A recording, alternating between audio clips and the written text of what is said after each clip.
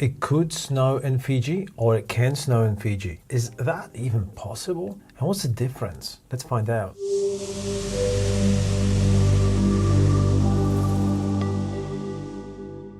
To understand the difference between can and could, we need to understand something about modal verbs first, which is they don't really behave in a logical way. And that means that even though can is the infinitive form of this verb and could is a past form of can, we still use can and could in the present at the same time, which means that both of them will have slightly different meanings. When we say can, we use it for many different contexts. We are going to talk about possibility. If we are talking about present possibility through the verb can, then if we are going to use could, we are going to express probability. So now that we know we are using can to express possibility in the present and could to express probability in the present, the question is, well, how different are they? It's pretty much the same, isn't it? Yes and no. With a possibility, we are going to ask a very simple question. And you see, with this particular question, there are only two answers, yes or no.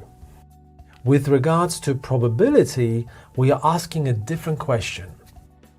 And you see, with that particular question, you are already asking about a number or percentage. And this is a very important relationship, because for us to be able to give the number or the percentage, over here we need to answer yes. Is it possible?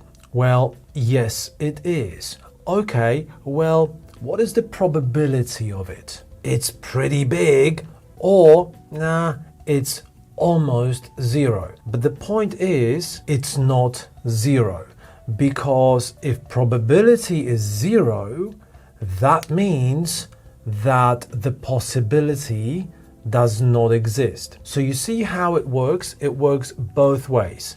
Is it possible? Yes, it is. How probable? Is it possible? No, it isn't.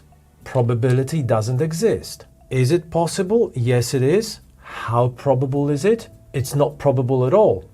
Well, that means it's not possible. It might be fairly clear to illustrate the difference through the example of a risk we take. Is it possible for a plane to crash? Well, unfortunately, yes, it is. So in other words, we can ask, well, can a plane crash? Well, yes, it can, but we still travel by plane. Why do we do that if we know it can crash? Well, that's because we know that the probability of it happening is extremely low. So this is where we are talking about the number. We are calculating the risk.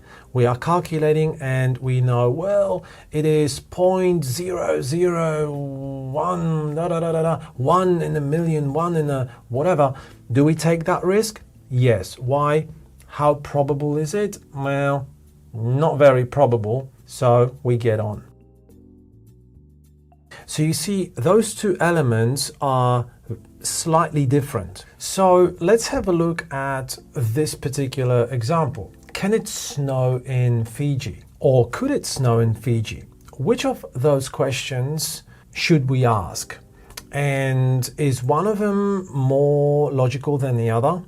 Well, let's consider. Fiji is an island nation in the Pacific. It's in an extremely hot tropical climate. If we maybe Google it and if we check if there has been a snowfall in Fiji, and the answer is, well, no, it has never ever snowed in Fiji, we are going to go with a possibility. And we are going to say, well, can it snow in Fiji? No, it can't. no way, it's simply not possible. But with the climate change, maybe it is now possible for it to snow in Fiji. If we consider it that way, suddenly we can answer, well, yes, it is. Straight away, we can go into probability and say, well, could it snow in Fiji this year? Or could it snow in Fiji in the next 5 years? You see, this is straight away a completely different conversation, because if we say, could it snow in Fiji, we are already assuming that it is possible. And now we are only talking about numbers. What is the probability? And it makes no difference if the probability is 0.000001%. It is still not zero. It makes no difference how likely or unlikely it is. As long as we can express it in numbers, that means that it is possible, which means that there is a probability. So now we understand the difference in positive or affirmative sentences. But what about negative sentences? The good thing about negative sentences is that if we are talking about couldn't snow or can't snow, we are talking about zero probability or zero possibility.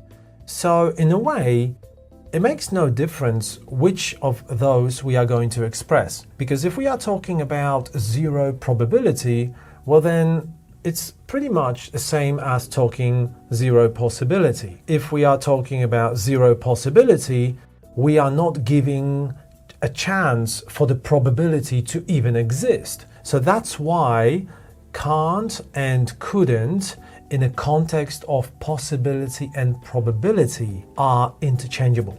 And it makes no difference which one you say. That is basically the confusion behind can or could. We hope this video helped you clarify a few things about possibility, probability, can or could. Now, modal verbs are a fairly confusing subject in itself. Let us know in the comments what you'd like to hear, what you'd like to explore. For now, thanks for watching, happy learning, and we'll see you in the next video.